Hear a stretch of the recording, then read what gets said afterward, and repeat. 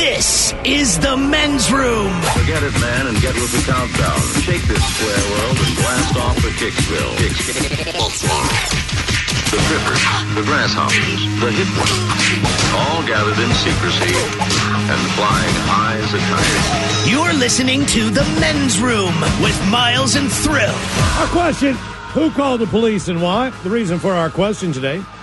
A white graduate student at Yale called the police on a black student who fell asleep in the common area of a dorm. The woman confronted the other woman after she fell asleep on the couch in the school's Hall of Graduate Studies. I have every right to call the police. You cannot sleep in that room, she has heard saying.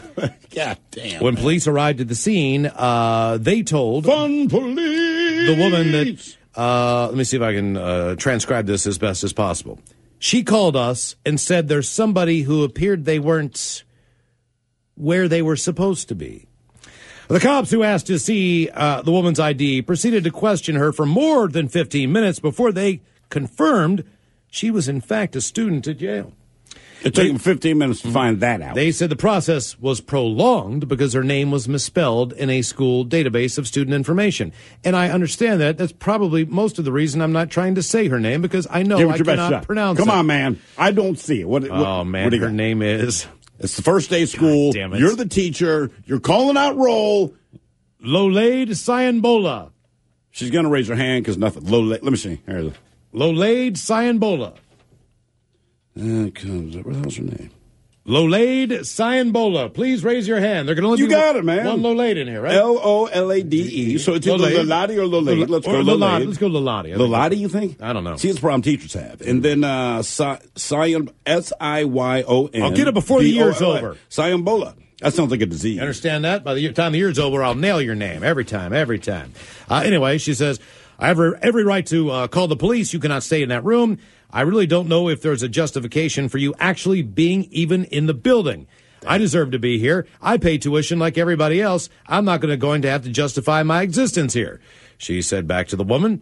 More than 350,000 people got to watch that video on Facebook, with some commenters expressing their support while others condemning her for just remaining that calm. Our question, who called the police and why? 844-999-OLA. We condemn you for keeping a level head. This is the new America. It's time to get irrational and say ridiculous crap, man. Don't stand there and be calm and rise above it. Damn it. Hello, John. Welcome to the men's room. Hola. Hola. What's up, guys? How are you, John? Kind of baked. Oh, you're baked. Good for you, man. All right. Yeah. Okay, so I had to call the cops, too, but I had to call them twice on the same lady in the same night. Okay. So I'm, like, sleeping. It's, like, 1 in the morning. It's, like, a work night, you know? And I hear this banging on my door, like, literally smacking on the door. Like, the place must be burning down. It's my apartment. And this chick, she's standing there, and she's holding a baby, and she's got, like, no shoes on, and she's wearing, like, a T-shirt and sweatpants. And she's like, you got to help me, you got to help me. And I'm like, what are you talking about? Like, I'm out of it, you know, what the hell? And she goes, here, hold this. And she hands me a baby and takes running back off upstairs to where her apartment was.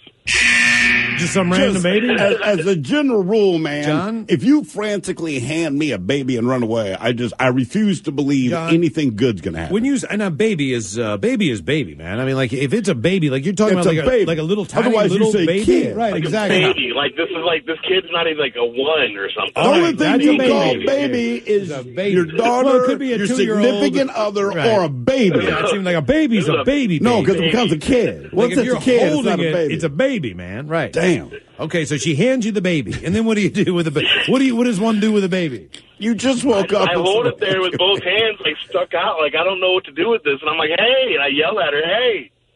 And she comes tearing back down the stairs like a second later, and she's putting on socks, and she puts on her shoes, and she grabs the baby, and she says, I got to go. I stabbed him. And I'm like, what? Oh! Like, what just happened? And so I go upstairs, you know, like, I might as well check this out. Is she with you, or does she leave at this point? Does she split? She takes off. All right. She bolts. She's got her baby. She's got her shoes on. She's out. And these neighbors they'd been there for like 2 or 3 months, and they fought a lot. Like, they'd already had the cops called on them by the person that lived downstairs from them. I lived like downstairs and over one, you know? Okay. And so when you went up there, was the guy stabbed? Did you really stab him? Well, so I just looked in the door. The door was wide open, and I looked in the door, and like furniture's like tossed over, like chairs are tipped over, and tables are upside down. And I just yelled in, "Hello!" And I hear some guy faintly in the background, yeah. I was like, "Are you okay?" "Yeah."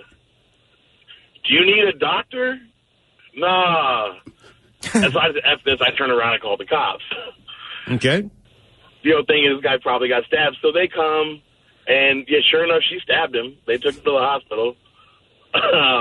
Why do you think he did not want to die? No, I'm good, man. He sounded like he was bleeding out or something.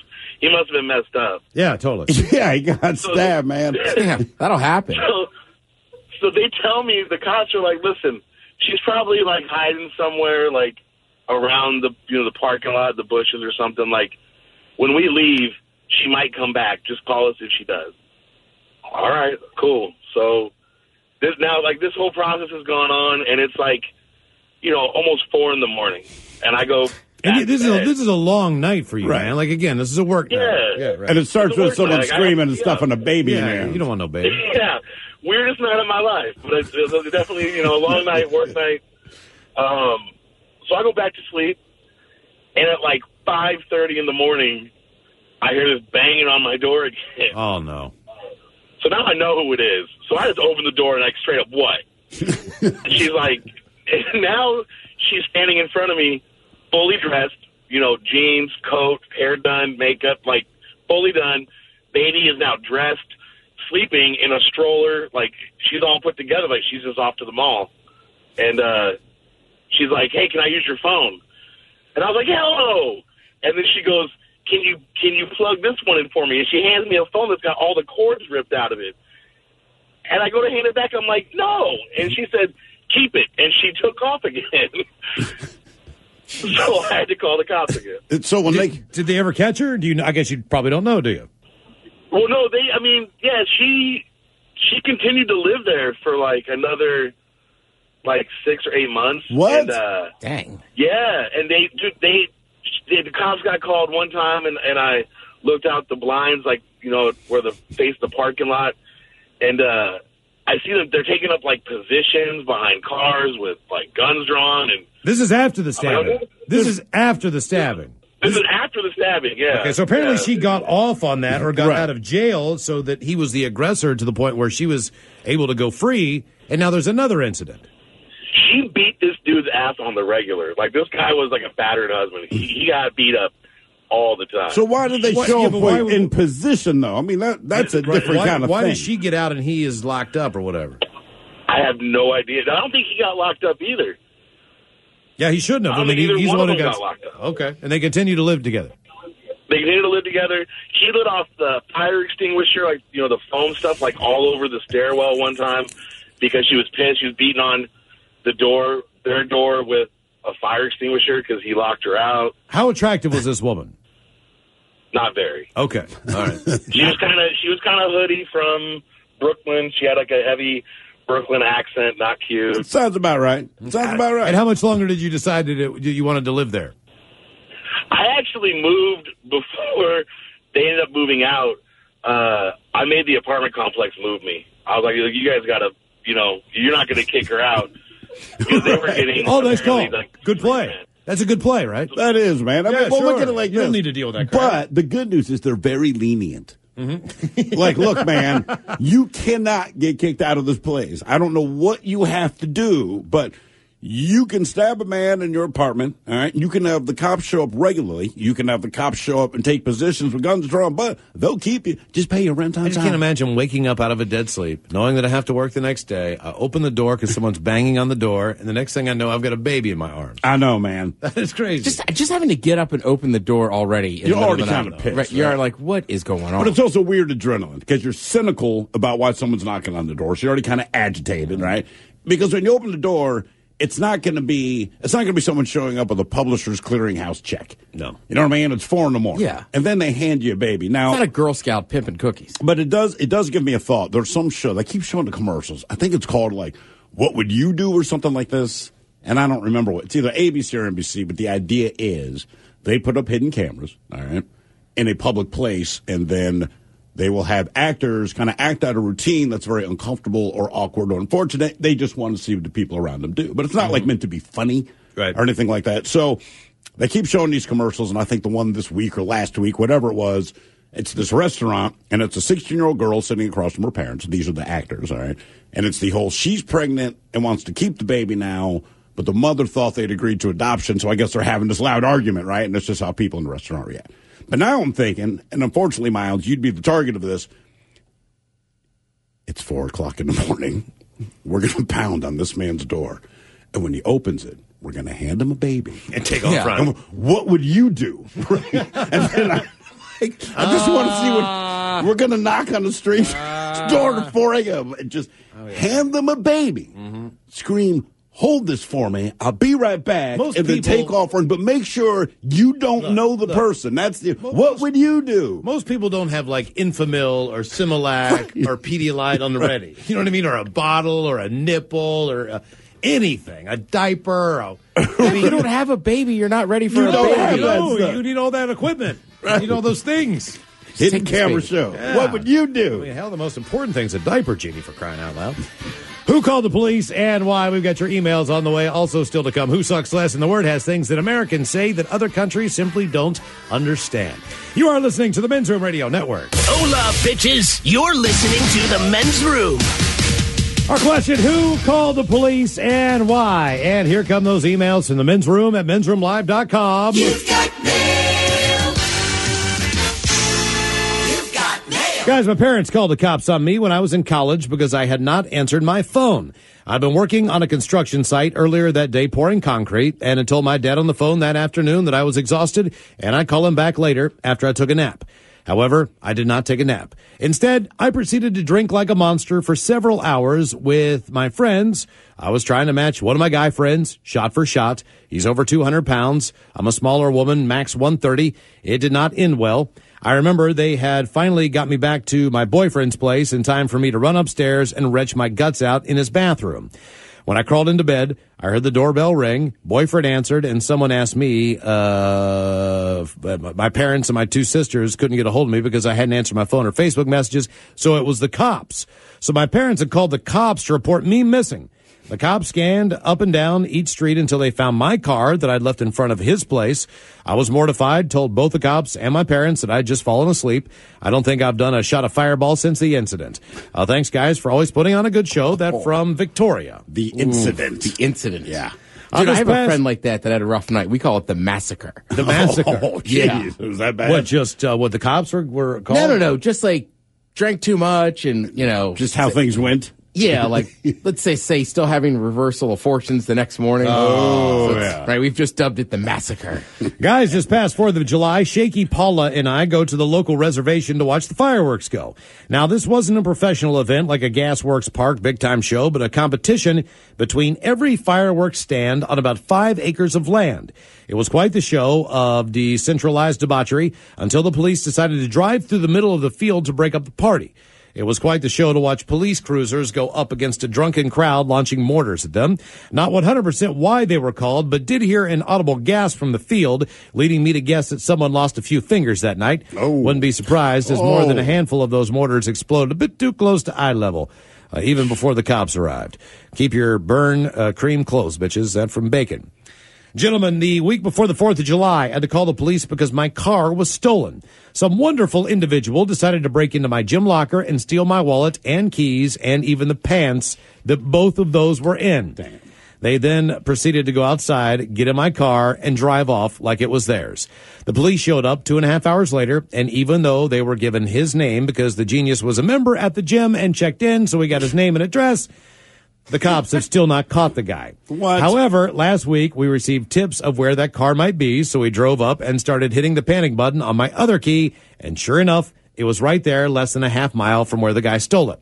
My wife called the cops again this time. She mentioned that her husband has his concealed weapons permit and has his gun in his hand. 4 cops showed up within 5 minutes. Oh, yeah. That from Andy Mack. Any comments? Yeah, I just want to read this one. All right. So today we asked who called the police and why. Right. Comment reads, I once fell asleep mid-masturbation, butt naked, with the porn still on. My mom walked in. Apparently, she was screaming at me to wake up, but I didn't. She called my brother. He had to cover up my wiener and turn the porn off. Says, don't do drugs, kids. Now, about 2 minutes later, a follow-up comment comes in. Shoot, my bad. I forgot. I'm listening to yesterday's show on the app. Yeah, but thank you for sharing that story. What happened when you were sleeping? That was, yes. So they forgot they were listening to the app. I'll be damned. Do we have time for a few extra emails here from the men's room at mensroomlive.com? You've got mail. You've got mail. Hi, guys. It's Terry. Hey, Terry. Terry! I want to wish my son Traxton a happy first birthday. Mom, your brother, and I couldn't imagine life without you. We love you. Could you give him a little kid fish sandwich and some Aussie Ted? Wishing him a happy birthday. That from Terry. Fish sandwich. Yeah, Ted here from Melbourne. Heard you won. You probably don't get any of this, so whatever. Guys, my daughter Caitlin is turning 12 today and is the most upbeat kid in the world. Give her a barbershop quartet fish sandwich. Thanks, guys. Keep on rocking. That from Chris. Is it too early for a fish sandwich? Cheese and tartar on the side. Oh, yeah. I smell the fish sandwich, maybe some dill relish in the morning, at noon, and at night, and at night. Birthday shout out, please do it. Your penis is too small and the dirty Germans for my son. He loves your show, listens, and looks forward to birthday shout outs every day for a good laugh. By the way, his name is Matthew, but he goes by Pookie. Happy 13th birthday, son. Hope your special day is truly blessed and everything drops accordingly. Papa loves you. Thanks, guys. That from Ron. Yeah, you're only 13, so you have to wait at least 5 years before I explain that crack is not always a drug.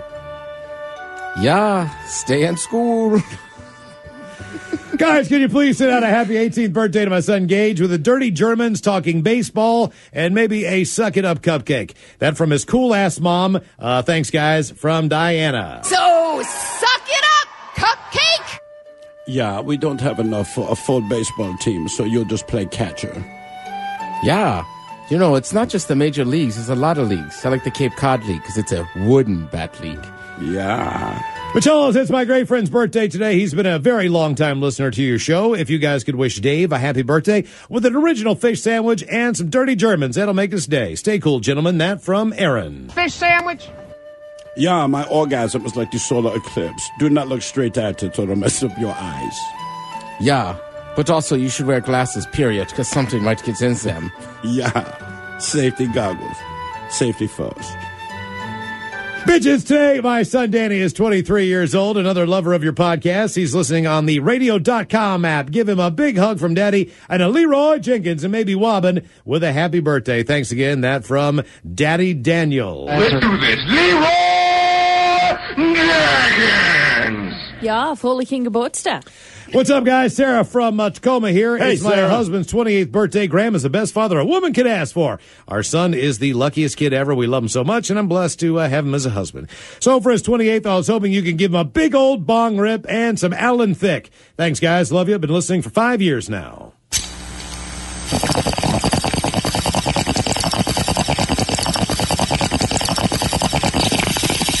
Uh-oh, look out. Let's give our girl Jessie a happy 24th birthday with the Leroy Jenkins and some dirty German from Stephen and Kaylee. Thanks, guys. Rock on. Let's do this. Leroy Jenkins! Yeah, I know you are not Guns N' Roses, but I was hoping you'd show me Slash. Yeah, have you ever heard of a German sandwich? It involves a lot of sprouts and tiny little sausages. Yeah, It's an axle wound, isn't it? yeah. Bitches, today, my cousin Ben, pronounced Big Douche's birthday is today. Family member, I got addicted to the podcast. Give me your penis is too small and thrill giving him a few gets, please. Get! Bitches, tell you my friend Sean will be making his 29th trip around the sun. Both huge fans, and I couldn't think of a better way to give him a birthday shout-out than a big old fat bong rip and a let's pull it in, Jay. Thanks, you guys rock. That from Siraj.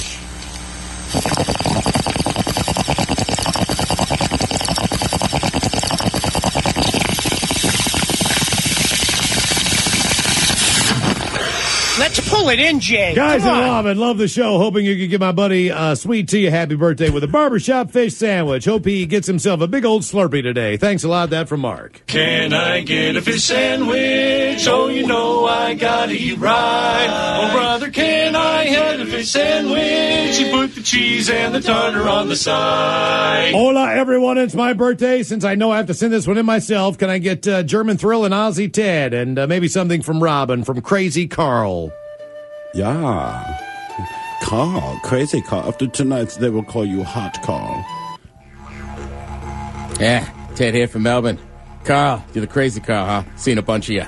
Well, good thing. By the end of the night, you'll be walking around like a wedge-tailed eagle.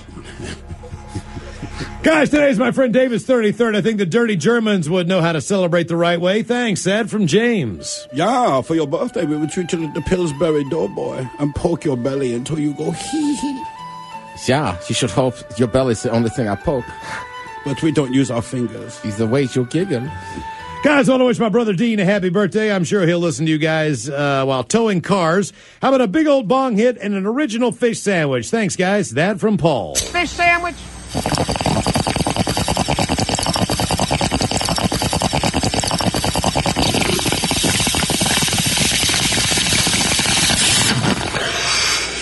Hello, guys, and Wobbin, it's my birthday, and since I doubt anyone writes in for me, I decided that I would do it myself. You guys make my crappy commute something to look forward to. How about the dirty Germans telling me on how to live the last year of my 20s, and Robin telling me to frolic in her boat staff. Thanks, guys. Rock on. That from Travis. Yeah, Travis, for the last year of your 20s, you might want to get into a race car, take it for a test drive. That way you, too, can be Dick Trickle. Yeah, I think for the last year of your 20s, you should tell every girl you know you're in your 20s. It gets weird after 30. Yeah. Ja, schöner Geburtstag. Schöner Brezel mit ein bisschen Senf darauf. Guys, it's my wife Misty's birthday today. Can you guys hit her with your penis is too small and some dirty Germans? Thanks, guys. That from Tom. Yeah, I like the name Misty. It tells me that things are hot and moist in the places I want them. Yeah, hopes his eyes aren't the only thing a little misty. But afterwards, if you cry, it's okay. Yeah, we're going to film a movie called Gorillas and the Misty. Bitches, today is my dinosaur Tracy's birthday. She's the rock of our family, and I would be nothing without her. Can she get some dirty Germans talking about leaky pipes and wet carpets as she is an insurance adjuster? Thanks and love the show. That from Troy.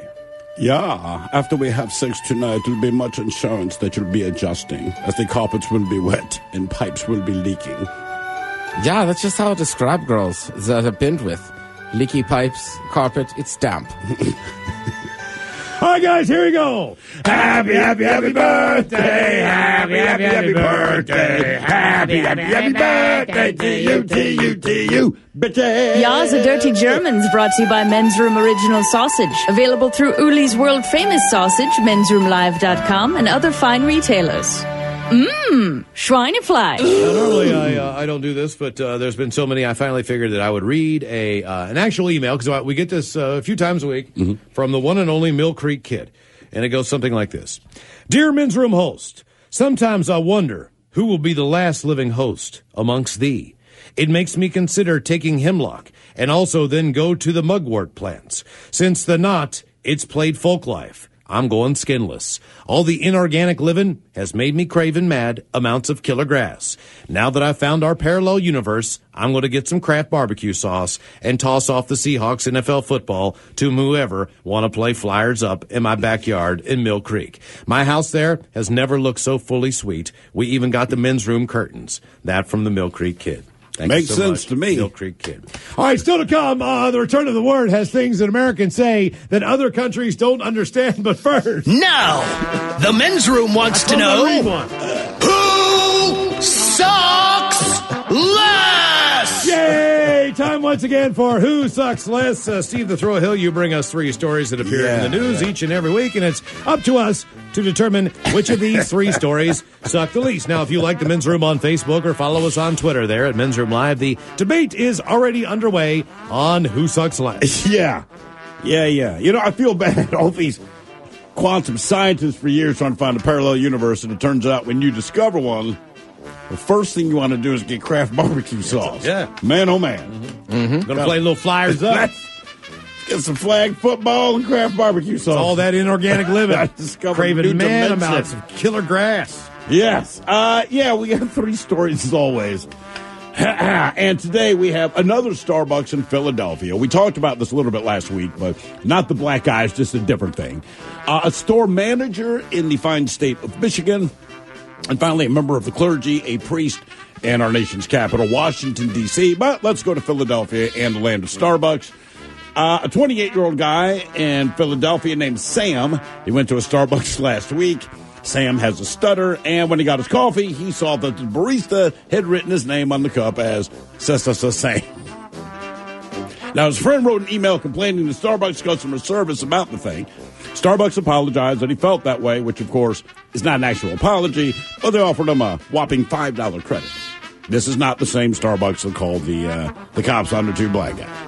But yeah, so his name is Sam. They wrote Sam on the side of the cup. Both in Philly, though, right? Both in Philadelphia. Tough time, Starbucks in Philly. A city of brotherly love. And now let's go to the fine state of Michigan, where a Michigan mother whose son is on life support. She was telling the story of how her boss said that was not a reason for her to ask for a day off. Crystal Fisher, she shared screenshots of the text messages between herself and her boss after she said she would not be able to work at the PS Food Mart until her son was off of life support. Instead of responding with empathy, the boss replied, quote, "That isn't how we do things, so I'll accept that you're quitting." So the mother responded, "Okay, well, how do we do things when my child is on life support? I never said I was quitting, so are you firing me?" Well, they went back and forth for a little while, and in the end, said, "Look, the boss just wasn't moved." The boss responded, quote, I will not get into this with you here, but I've been more than accommodating during this, allowing schedule changes and such. There's no reason you can't work, and I will not tolerate drama." That was from the boss. So this woman's kid is on life support. It's like, hey, I have to miss a day. The boss, not having it. Now let's go to Washington, D.C., where mourners showed up at a D.C. area Catholic church to pay their final respects to Ms. Agnes Hicks. And they ended up being told to get the hell out of my church. Now, this took place between the Reverend Michael Breeze and a group standing near the corpse's open casket. Apparently, during the funeral, one of the guests in the church went to hug another guest, which is what happens at funerals, but they knocked over what they're calling a sacred chalice. It was an accident, but they did knock it over. When the priest discovered this, he kind of freaked out, and he said he told them to get this thing, referring to the woman in the casket, out of the church. Then he called the police. The reports that officers escorted the family to another location in the county where other funeral service later occurred. But Breeze was placed on a leave as the Archdiocese of Washington probes what it calls a serious misunderstanding. But he told them to, quote, grab this thing, being the dead woman, and get the hell out of my church. Yeah. So that's what we got today. Starbucks in Philly, acting like a Starbucks in Philly, store manager in Michigan, and the D.C. priest. Okay. I forget. Did the store employee get fired? I do not know what happened in the end. No. I mean, the lady in Michigan who the manager was basically what? So I assume you're quitting. I don't know if she quit, if she got fired, if she went to work. I don't know how that ended, but that was the situation she was in. This is great music, by the way. They do say, Rick comments, if you follow us on Twitter at Men's Room Live, that the manager of Michigan was fired after corporate found out about it. Amaya says... But remember, that doesn't make her any less of an SE person. It might end well. Well, this is about the person. Amaya says the priest sucks the most because they're supposed to put their emotions aside for the flock. Sheldon says Starbucks story sucks the least. Alex agrees. He says the Starbucks story sucks the least. Sorry, dude. Dylan goes Starbucks by far. And Nicole says Starbucks as well. She says, yes, it's in poor taste, but man, if you can't laugh at yourself when you have a stutter, you're going to live a miserable life. Also with the Starbucks, I don't know, like that lady's son was on life support, man. Right? And then the other people were at a funeral where the body is in the casket. He said, grab that thing pointing at this woman. Right, so I mean, I would get have the hell out of my church. Yeah, that is just That's harsh, man. Yeah, but I mean, I would have to take the Starbucks employee as well. Like, not that it's right. Oh, that's right, but right. I don't know. I feel like I could deal with an insult of somebody calling me a bad name better than like seeing a loved one in a casket and somebody be like, get that thing out of here. I'm going to whoop your ass. I think the way to look at it is like this, because sometimes people can't decide. You say, look, pretend you're the victim of any one of these three situations. Which one of them would bother you the least? And inevitably, I would have to go with the Starbucks thing. It's annoying, it's in poor taste, but also if you have a stutter, it's not the first time it's happened. As far as someone doing an insult, it's old, it's tired, but it's not going to ruin you, man. But the priest, I'm just like, damn, man. That is harsh. If you like the Men's Room on Facebook or follow us on Twitter at Men's Room Live, hell, while you're there, you should follow us on Instagram, too, at Men's Room Live as well. We know for a fact that Wobbin has been working very hard to get us 3,000 followers. They're on our Instagram, so if you are into the Instagram, sandwich boards on the street, and Robin's been everywhere. Robin, well, she keeps the Instagram. Spins the arrow, you know what I mean? It points to an Instagram. There, so we're trying to get more of these Instagram people to come so we can have an Instagram party. And we don't talk to each other, we just take pictures and post them. Well, we eat pizza. Right, exactly. A little pizza Instagram party, because, like as my daughters say, it didn't happen if you don't get a pic. Still to come, the Word has things Americans say that other countries don't understand, and we'll drink a toast with a shot of the day. That's all coming up next. You are listening to the Men's Room Radio Network. Welcome back to the Men's Room with Miles and Thrill. Coming up, we'll drink a toast with a shot of the day, but first... yes, time for the Word. We have some phrases that Americans say that other countries don't understand today on the Word. So, even if you speak the English language and you speak it well, if you go to some other country that speaks English, a lot of these aren't going to register, and I'll give you a few of them. For example, the term ballpark. Americans are really into using the term ballpark as a measure of something. You can hit something out of the ballpark, you've nailed it. If you need to give someone a ballpark figure, it's a rough numerical guess. If something is in the same ballpark, then it's within whatever boundaries you have set. It makes sense that we love ballparks so much. Yeah. We have so many of them, no one knows what the hell ballparks mean. That makes sense. Here's more. Behind the eight ball. Even though pool is a worldwide game, if you're American, you know the term behind the eight ball as you're playing catch-up. Bought the farm. Here's another American term that no one understands. If you bought the farm, you've had an untimely death. Oh, see, in England they say, you inherited the castle. Right. What does that even mean? Oh, bought the farm? Means you're dead. Well, I know, but I mean... Where'd it come from? Yeah. This phrase reportedly came into common usage during World War II when undertrained pilots would crash planes into rural fields. Oh, they bought the farm. The term clutch. If something is clutch, you may assume it's close to you or tighten it if you're a foreigner, but nope. This modern slang term means something is convenient, awesome. It is totally clutch. If something is for the birds... People in other countries don't understand that one. As you say, that crap is for the birds. It refers to birds who would peck at horse droppings looking for some seeds.